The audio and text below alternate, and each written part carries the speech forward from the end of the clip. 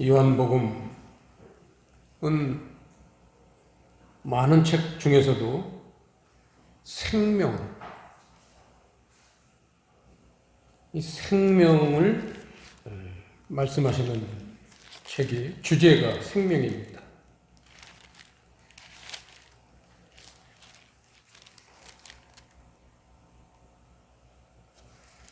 요한복음 20장을 한번 잠깐 보시죠. 요한복음의 대주제를 한마디로 표현하는데 요한복음의 대주제요, 성경의 대주제라 할 수 있습니다. 요한복음 20장 31절 합독하시겠습니다. 오직 이것을 기록함은 너희로 예수께서 하나님의 아들 그리스도이심을 믿게 하려 함이요 또 너희로 믿고 그 이름을 힘입어 생명을 얻게 하려 함이니라. 요한복음의 대주제는 생명입니다. 그리스도를 통해서 하나님이 그 아들 그리스도를 통해서 우리에게, 여기서 말하는 생명이라는 것은 지금 우리가 가지고 있는 생명은 곧 없어질 생명이에요. 오래 살아봐야 100살 좀 넘습니다. 소멸되는 생명이에요. 그런데 여기서 말하는 생명이라는 건 영원히 죽지 않는 생명, 다른 말로 표현하면 영생입니다. 그래서 요한복음의 대주제는 영생이라는 게 요한복음의 대주제고, 이러한 영생을 어떻게 우리가 누리느냐. 모든 사람이 다 영생을 누리고 모든 사람이 다 천국 가는 건 아닙니다. 그 중에 아주 일부만 그런 혜택을 입죠. 조건도 없는데 어떤 사람은 그런 혜택을 입지 못하고 어떤 사람들은 그런 혜택을 입는 그 차이가 뭐냐. 그걸 오늘 요한복음 1장 말씀을 통해서 우리가 보겠습니다. 오늘 14절 말씀 보시면요. 말씀이 육신이 되어, 그렇게 오늘 본문이 시작이 되는데, 이 말씀은 하나님을 지칭합니다. 하나님 가리켜요. 말씀이라는 건. 왜냐하면 1장 1절에도 태초에 말씀이 계시니라. 이 말씀이 하나님과 함께 계셨으니 이 말씀은 곧 하나님이시니라. 말씀은 하나님을 가리키고 있어요. 그 다음에 14절에 말씀이 육신이 되었다 그랬는데, 육신이라는 건 우리 사람입니다. 그래서 말씀은 하나님이니까 하나님이 사람이 되셨다. 이게 대주제, 성경의 대주제. 결국은 하나님과 사람이 하나가 됐다는 거예요. 이게 말씀이 육신이 되었다. 하나님이 사람이 되었으니까 하나님하고 사람하고 하나가 된 거죠. 이게 영생을 얻는 가장 중요한 주제입니다. 하나님이 사람과 하나가 되셨다. 이 놀라운 주제죠. 그래서 이 두 존재가 그렇게 서로 연합해서 하나가 되는 게 성경의 가장 중요한 대주제요. 하나님의 뜻입니다. 그래서 이제 어떻게 하면은 하나님은 사람과 하나가 되셨는데 사람은 하나님과 하나가 되기가 쉽지 않은 거예요. 하나님은 사람과 하나가 되는 길을 열어놓으셨는데 그거를 사람들은 이해를 못하고 별로 관심도 없습니다. 그래서 저 혼자 살다가 저 혼자 죽는 거예요. 근데 사람이 하나님과 하나가 되면 하나님이 영생하시거든요. 하나님은 뭐 연세가 있는 게 아니에요. 그냥 영원 전부터 영원 끝까지도 영원까지 사시는 분이 하나님이십니다. 그 사람이 하나님과 하나만 되면 그건 영생을 누리고 하나님이 갖고 계신 게 다 내게 되는 거 아니에요. 하나님을 아버지로만 모시면 아버지께 다 내 거지 뭐예요. 이게 하나님의 그 큰 복들을 누리게 되는 비결입니다. 어떻게 하나님과 하나가 되느냐. 이게 이제 오늘 성경의 주제인데, 자, 거기서 오늘 보시면요, 18절 보시면 본래 하나님을 본 사람이 없으되 아버지 품속에 있는 독생하신, 그 다음에 하나님이라는 단어는 지워버리세요. 이런 거 없어요. 원래 성경에 이런 단어 없어요. 이건 인간들이 큰 오류를 범한 겁니다. 하나님을 보이지 않게 아주 짝짝 그어버리세요. 그 하나님이라는 자리에 아들, 휘오스라는 단어에 그 들어있는 게 원래 성경에 보면요, 아버지 품속에 있는 독생하신 아들이 나타내셨느니라. 그 본문을 내용을 한번 자세히 보죠. 그게 왜? 본래 하나님을 본 사람이 없으되 아버지 품속에 있는 독생하신 아들이 나타내셨느니라. 이게 문맥이 되잖아요. 아버지 품속에 있는 독생하신 하나님이 나타내셨느니라 하면은 하나님이 독생자가 되는 거예요. 그리고 아버지 품속에 있는 자기가 뭐 말이 안 되잖아요. 아버지 품속에 있는 하나님, 이게 말이 안 되잖아요. 하나님 아버지 품속에 있는 독생하신 아들, 그리스도 얘기거든요, 지금.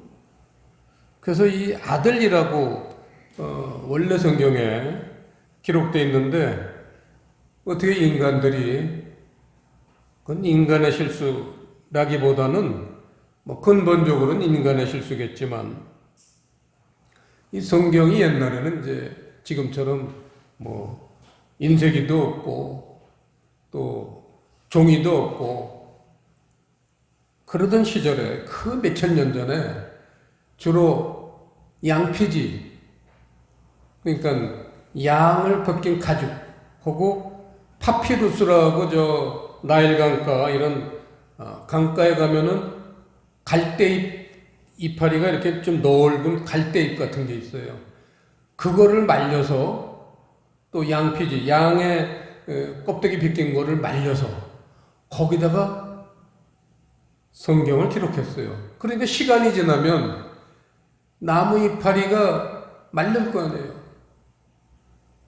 양 가죽도 세월이 1000년, 2000년 이렇게 오랜 세월이 지나면 그 가죽이 그냥 말라가지고 이게 여러분 알다시피 말르면 그게 부서지기도 하고 막 또 변질이 돼요. 이렇게 늘어나고 줄어들다 보니까 글씨가 이를테면 이렇게 똑바른 게 이렇게 휠 수도 있고 다른 글자가 돼요. 그래서 이제 그렇게 아주 오래됐잖아요. 4000년 전에 모세가 시내산에서 율법을 받은 그게 이제 최초의 성경인데 4000년이 넘었어요, 지금까지. 그러니 4000년이 넘었으니 그 오리지널 책이 그대로 온전하게 보존될 수가 없어서 중간중간 시대마다 그걸 다시 필사를 했어요. 그땐 조금 이제 좋은 그런 어떤 종이는 아니지만 조금 이제 좋은 그런 말려도 양 껍질이나 나무 이파리를 말려도 좀 잘 부서지지 않게 오래 보관할 수 있게 그런 기술이 자꾸 과학이 발달하니까 그런 식으로 해서 자꾸 성경을 베껴서 지금까지 존재하는 겁니다. 그런데 그렇게 베끼었을 때마다 그게 원래 글자가 왜 여러분 알다시피 히브리어는 한 점 한 획도 바꾸지 말라고 그런 게 이렇게 똑바로 기억자처럼 똑바로 쓰는 거고 이렇게 휘게 쓰는 공은 달라요. 그리고 어떤 점도 이렇게 점만 딱 찍은 거고 점에 약간 꼬리가 있는 거, 꼬리가 조금 긴 거, 그게 다 달라요. 글자예요. 그러니까 그게 많이 지금까지 성경이 전해 내려오면서 글자가 많이 바뀐 게 많습니다. 성경이. 저희 나라 이 책은 30%가 잘못되어 있어요. 글자가 아까 이런 18절처럼 잘못 번역이 되어 있거나 아니면 빠졌거나 없는데 인간들이 또 문장을 앞뒤가 맞게 하려고 집어넣거나 이런 식으로 성경을 다루다 보니까 30%가 가짜예요. 여러분 어떤 책을 돈 주고 살려고 그러는데 30%가 틀렸다 그러면 그거 사겠어요, 그 책? 근데 성경책은 30%가 틀려도 하나님이 저자이시니까 저자가 우리한테 원래의 뜻을 말씀해주고 계신 거예요. 그러니까 성경이 30%가 틀렸는데도 우리나라 그리스도인들이 세계에서 둘째가라면 서러울 정도로 하나님을 잘 믿습니다. 이게 하나님이 저자이시겠죠. 그러면 이런 게 이제 비결이죠. 자, 그래서 이 하나님과 사람이 하나가 되는 것, 이게 영생을 누리는 비결인데 그 하나가 된다는 단어를 칠판에 보시면 모노게네스, 독생자라는 뜻이 14절에도 나와요. 아버지의 독생자의 영광이요 은혜와 진리가 충만하더라. 그래서 독생자라는 단어가 모노게네스라는 단어예요. 근데 이 모노게네스라는 단어는 모노스라는 단어하고 겐나오라는 단어가 합성어예요. 두 단어가 합해져서 모노게네스, 독생자가 됐는데 이 모노스와 겐나오는 각각 뜻이 있죠. 모노스라는 거는 여러분 우리 어렸을 때 전축, 저희 집에 전축이 있었어요, 어렸을 때.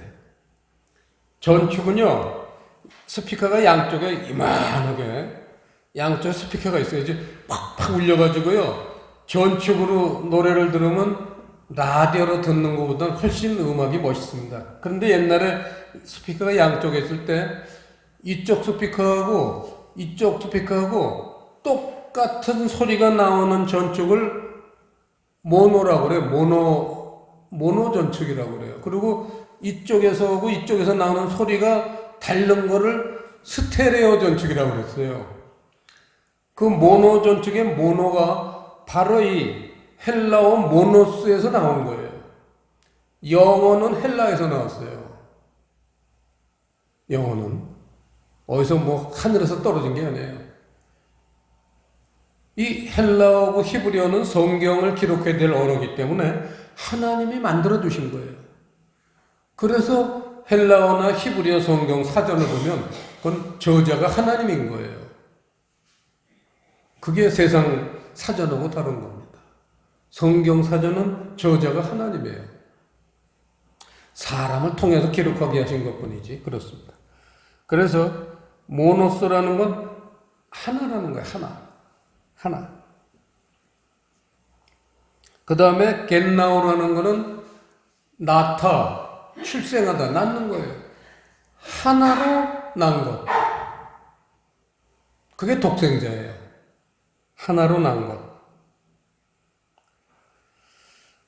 그러니까 이 의미로 보면 독생자라는 뜻은 하나님과 하나가 된 자, 이거예요. 하나님과 하나가 된, 이게 독생자예요. 자, 여기서 우리가 생각해 볼 게 있습니다. 뭐냐? 하나님은 사람과 하나가 되실 수가 있어요. 능력이 있으시니까.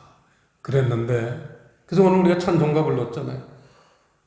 그 아름다운 성을 버리고, 천국을 버리고, 그 모든 영광을 버리고, 냄새나는 인간과 하나가 되셨어요. 하나님의 겸손하심이죠. 하나님의 희생입니다. 그런데 사람이 하나가 되는 거는 그거는 겸손도 아니고 희생도 아니에요. 그건 영광이죠.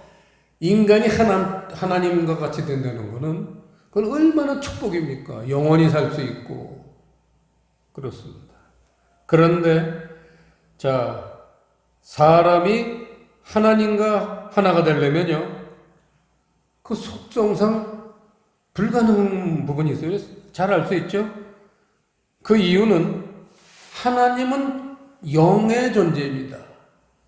영원한 존재예요. 근데 인간은 땅에 속한 육신의 존재입니다.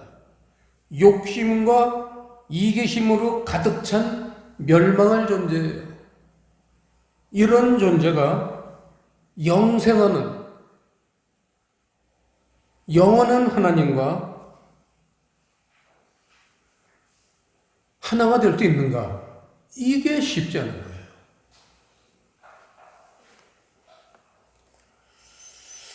그래서 이제 이러한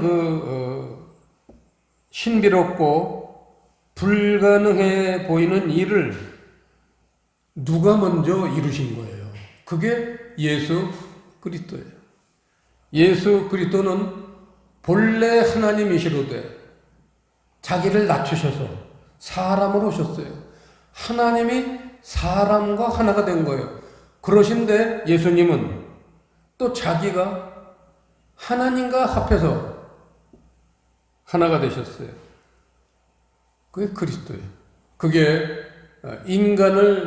인간이라는 건 방금 말씀드렸지만 인간은 죄가 많아요. 냄새가 납니다. 구석구석 냄새가 나요. 아무리 목욕을 하루에 3번 해도 그 냄새가 안 없어집니다. 그 냄새를 없애신 분이 예수님. 십자가를 통해서 그 냄새나는 부분, 육적인 부분, 그걸 다 청산하셨어요. 그리고는 새롭게 태어나셨어요. 그게 부활입니다. 그 부활하실 땐 다시는 사망이 없고, 다시는 저주가 없고, 다시는 질병이 없는 영원하신 우리의 구주가 되신 거죠. 우리가 그 구주 예수 그리스도를 닮아서 그 길을 따라가면은 우리가 하나님과 연합할 수 있는 길이 열린다는 겁니다. 이게 성경이 우리들에게 희망을 주시는 그런 대목입니다. 그래서 방금 말씀드렸지만 그리스도께서 이 육의 부분을 해결하셨듯이 우리도 하나님과 하나가 되려면 이 냄새나는 부분을 가지고는 하나가 될 수가 없어요. 하나님을 타락시킬 수는 없잖아요. 그래서 이 냄새나는 부분을 해결하는 것을 갈라디아서 5장 24절 한번 보시죠. 매우 중요한 성경이죠. 갈라디아서 5장 24절. 이거는 오늘은 한번 보지만 앞으로는 성경 이거 찾지 않습니다. 이건 암송하셔야 돼요. 오늘부로.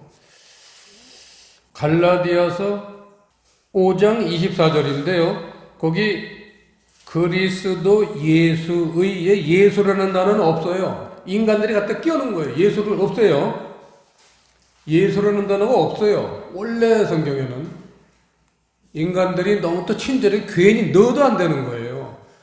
하나님 말씀은 가감하면 안 돼요.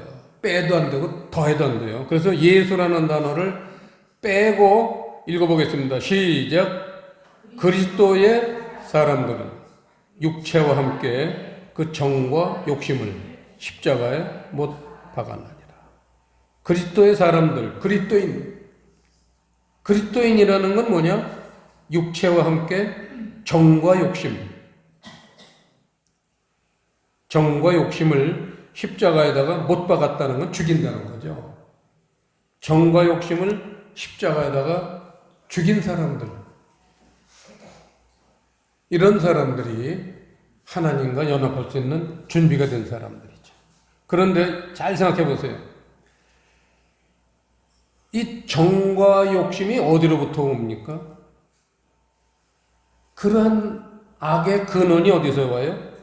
우리의 마음에서 옵니다. 인간이 악을 범하는 이유는 마음이 악해졌기 때문에, 악으로 더러워졌기 때문에. 그래서 이 마음이 얼마나 중요한 거냐. 하나님과 하나가 되는데 가장 중요한 게 마음이 하나가 되어야 된다는 거예요. 그래서 잠언서 4장 잠깐 보시겠습니다. 잠언서 4장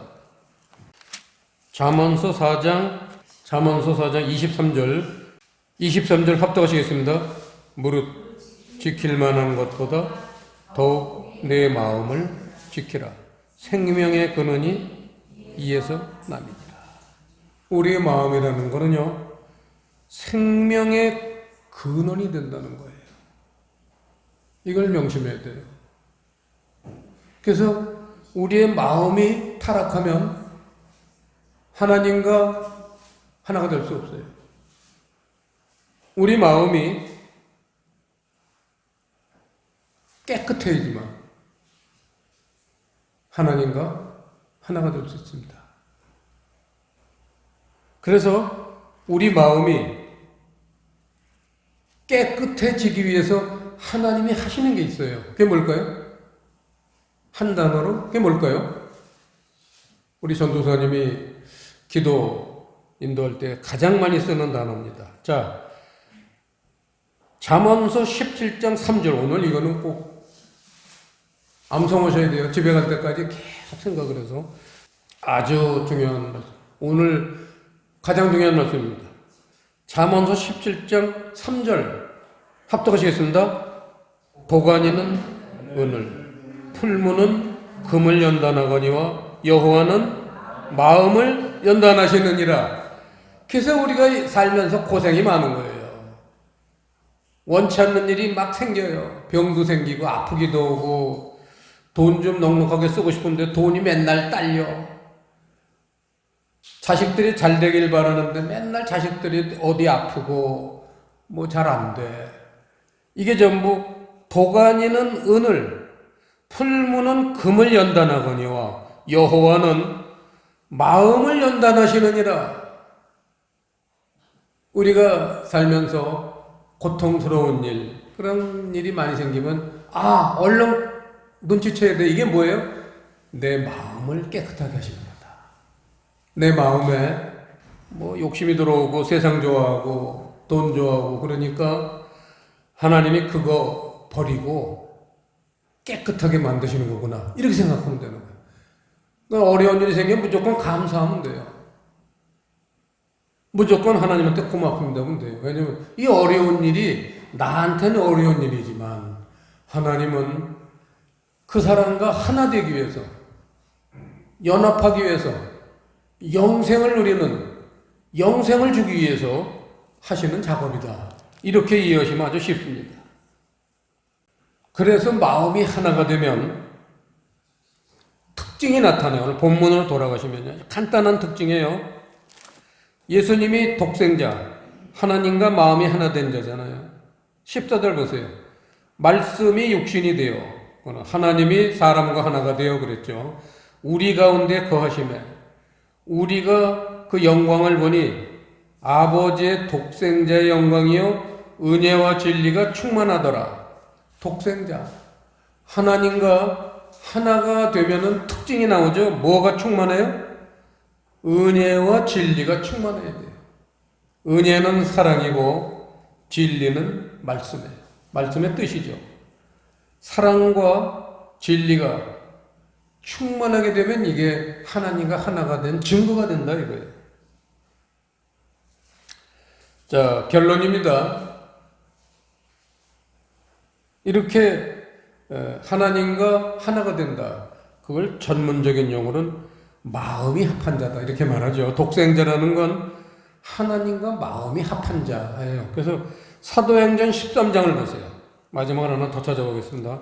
사도행전 13장 22절 제가 보겠습니다.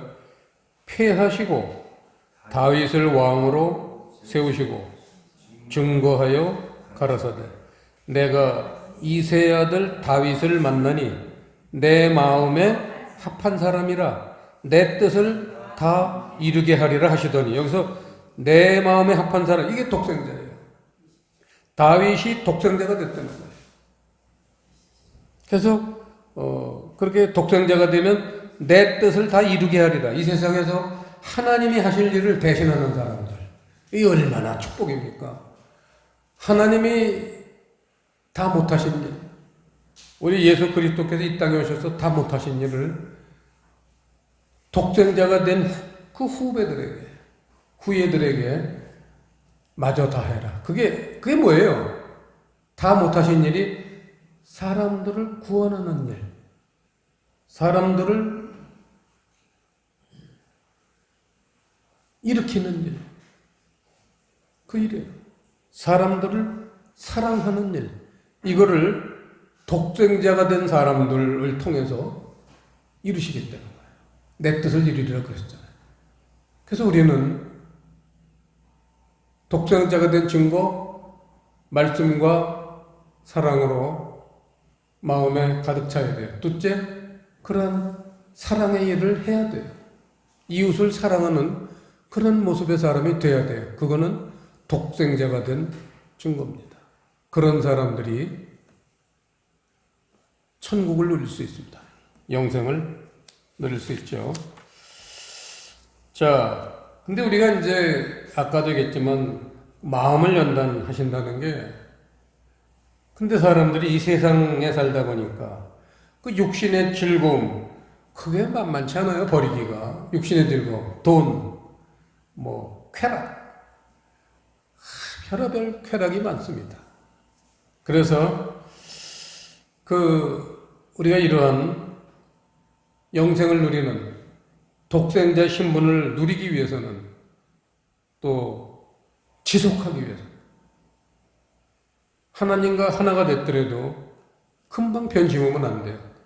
그런 가장 핵심적인 비결이 뭐냐? 육신의 즐거움을 영의 즐거움으로 바꾸면 돼요. 이게 오늘 말씀의 주제입니다. 전에는 내가 돈 셀 때 기분이 좋았고, 여러 가지 세상 즐거움, 세상 쾌락, 이걸 즐겁게 여겼는데, 이제는 영의 즐거움, 그걸로 그 즐거움을, 대상을 바꿔야 돼요. 여러분, 말씀을 볼 때는 죄 안 짓습니다. 기도할 때 죄 짓는 사람이 있어요? 찬송 부를 때 죄 짓는 사람이 있어요? 진리의 말씀, 은혜와 진리라고 그랬잖아요. 진리의 말씀을 볼 때는 죄를 안 짓습니다. 그런데 세상 말씀을 보면 죄 짓게 돼요. 그래서 진리의 말씀이 중요하고, 여러분 늘 주님을 생각할 때 죄 짓지 않습니다. 천국을 생각할 때 죄 짓지 않아요. 그러니까 우리가 어떻게 보면 죄 짓지 않고 거룩한 삶, 성결한 삶을 살 수 있느냐? 영적인 삶을 추구하면 된다, 그 얘기 한마디로. 육적인 그 즐거움을 뒤로 하고 영적인 세계에서 즐거움을 우리가 바라보면 결국은 하나님이 기뻐하시는, 하나님과 연합한 자가 될 수 있습니다. 기도하시겠습니다.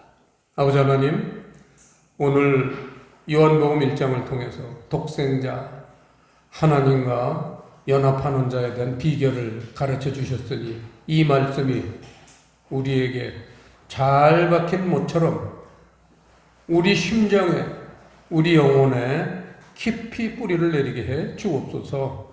예수님 이름으로 기도드리옵나이다.